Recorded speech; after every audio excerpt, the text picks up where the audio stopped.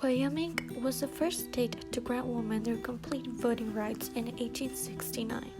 After the National American Women's Suffrage Association was created, the second state to do it was Colorado in 1893. The third one and fourth one was Utah and Idaho in 1896. Women who were not white were left out during a discussion on whether black men or white women should get the vote first. The historian Lisa T. noticed that basically in order for white suffragists to achieve their goals, they were more than willing to sacrifice the voting rights of women.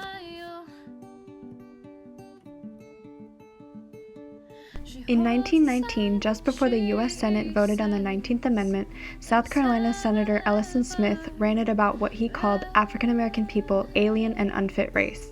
He proclaimed it as a crime against civilization that black men were granted to vote because of the 15th Amendment. Millions of women around the country were still prevented from voting in 1920 because white suffragists bargained against them.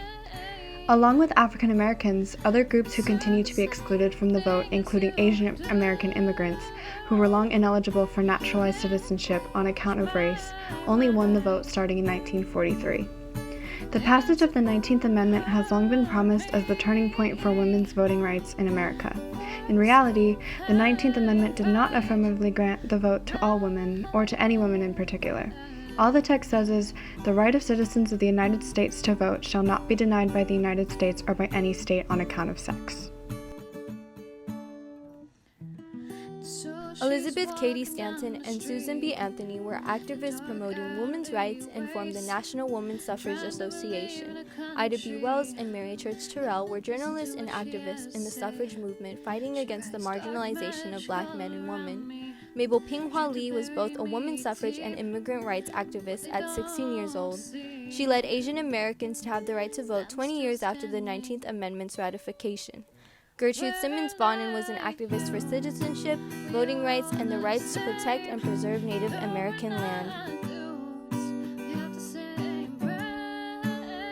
For 72 years, women have fought to get the right to vote, and in 1919 it was granted to them with the 19th Amendment. But even then, they were still granted partial voting rights in a lot of states.